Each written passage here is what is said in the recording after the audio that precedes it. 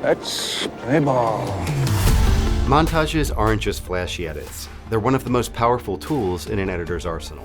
Whether you're compressing time, building emotion, or showing character growth, a great montage can elevate your story and then grab your audience by the heart. But here's the catch. Mastering montages is way more than just slapping clips together. It takes finesse. Hey, I'm Chris, lead trainer at Film Editing Pro. In this video, we're going to be breaking down the 5 major types of montages and answering some of the big questions that every editor has. When to cut versus dissolve between shots, should you use effects, and then how to integrate a montage in a way that feels natural and blends seamlessly with the rest of your edit. All right, let's dig in.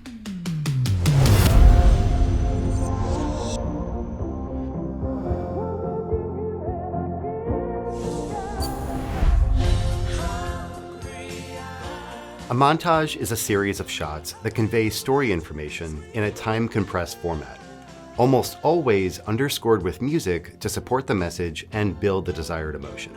A dramatic montage is designed to stir up feelings of love, loss, happiness, sadness, anger, and inspiration. And these types of montages can occur in just about any film genre. Some of the more common types of montages you'll find in dramatic films fall largely into the following 5 categories. In no particular order, we've got the transformation montage, where a character is shown changing, learning, or developing a skill. We're all familiar with the iconic training montage in Rocky. But these time-compressed character development sequences can be found everywhere, from Miles Teller practicing his drum skills in Whiplash, to Benedict Cumberbatch researching and building his invention of a decryption machine.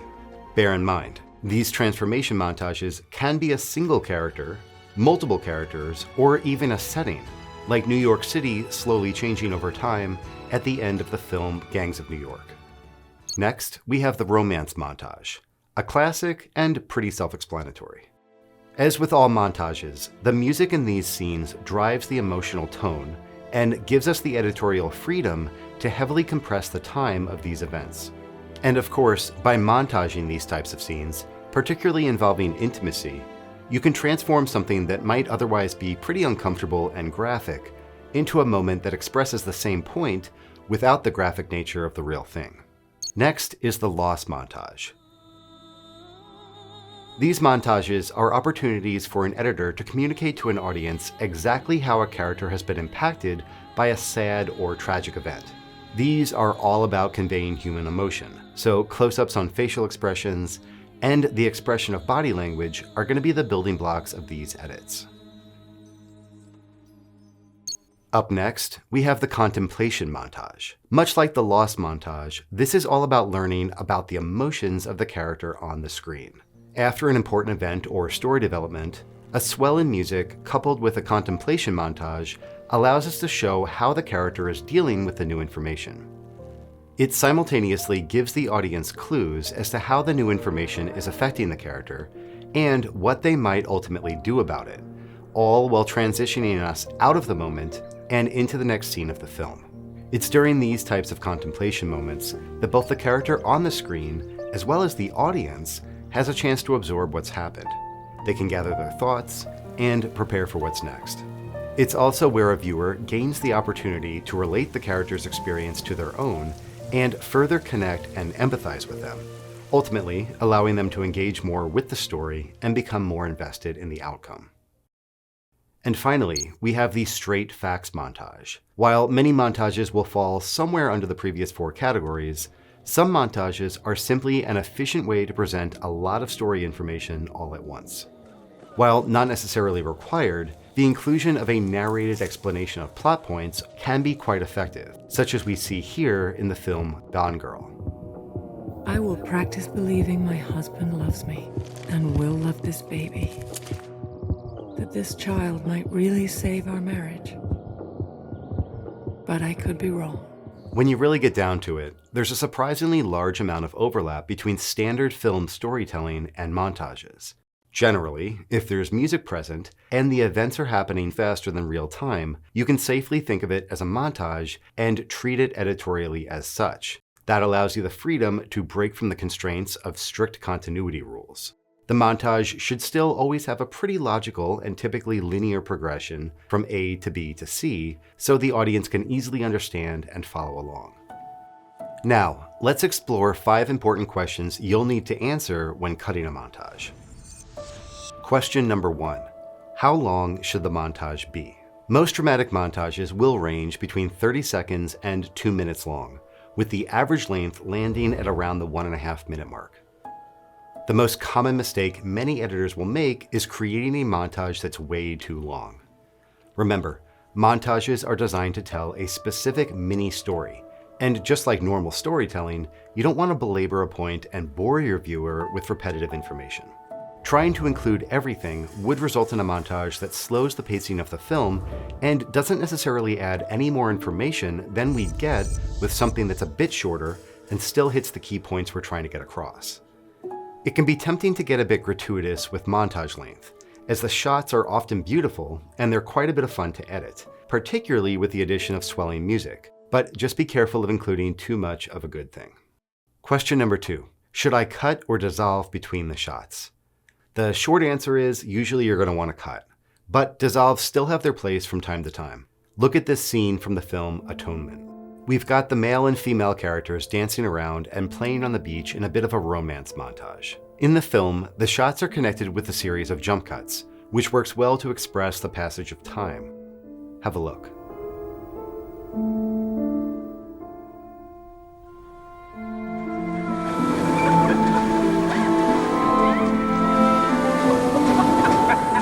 However, because our music is slow and it supports a dreamlike mood, you could also opt to use dissolves here.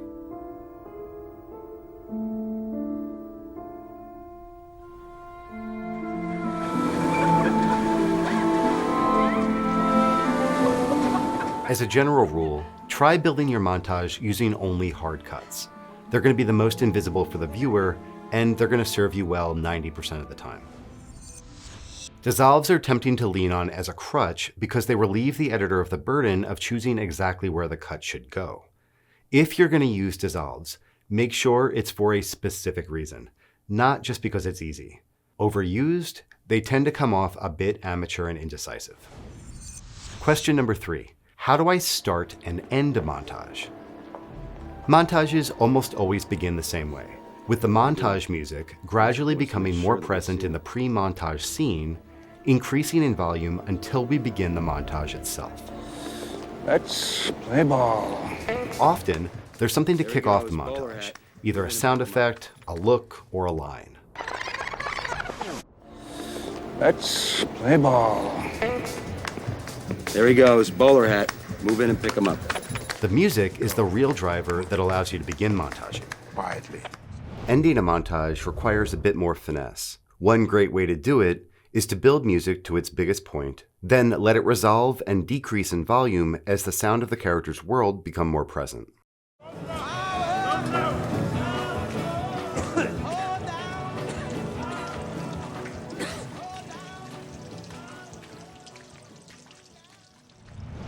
Almost every montage will end with a scene change into something that's less intense and calmer than what we experienced, with a return to the natural sounds of the character's environment, just as we saw here. As long as you've got the music to transition you from the real-time, real world into the montage, carry you through it, and then transition you back into the film's environment, you'll be able to start and stop a montage pretty smoothly. Question number 4. Should I include dialogue or voiceover in the montage?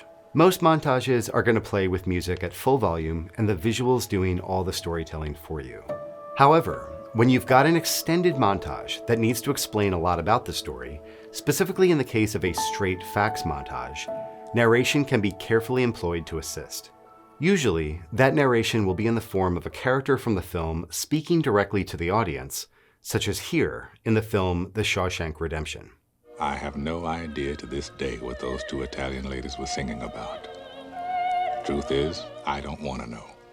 Some things are best left unsaid. I like to think they were singing about something so beautiful it can't be expressed in words, and makes your heart ache because of it. I tell you, those voices soared. And last, the fifth common question about montage editing is what about using effects like picture-in-picture and superimposing? If you choose to use a picture-in-picture effect for a montage, like you can see here in the film Ocean's 13, you're making a stylistic choice about your film. It can't just be a one-off effect that you employ for a small section. Rather, it's going to need to be a motif that you use at least a handful of times throughout. If the film you're cutting has a large cast of characters or complex parallel storylines, it might be an effect worth including. When it comes to using superimpose effects on montages, like you can see here in the film Under the Skin, you'll want to really consider whether or not it's appropriate. Does the atmosphere and musical tone support this typically slower and otherworldly treatment of the footage? Generally, with effects like picture-in-picture and superimpositions, it's going to need to be part of a larger discussion with your director or your client, where you should decide together whether or not these types of footage treatments are a good fit for the style of the film that you're trying to create. So that's a wrap for today. Hopefully this is giving you some food for thought and some tips to help you cut your next montage. Again, I'm Chris from Film Editing Pro. Thank you so much for watching, and I'll see you in the next video. Hey there! For tons more free editing training, head over to our website at filmeditingpro.com/free training. Here you can download free editing guides along with high-quality video training courses created by our team of professional Hollywood editors. Our tutorials cover a wide range of editing topics, like cutting awesome movie trailers, editing action scenes, how to work with music and sound design, and a lot more. All of these free guides and videos are available at filmeditingpro.com/free training. I'll see you next time.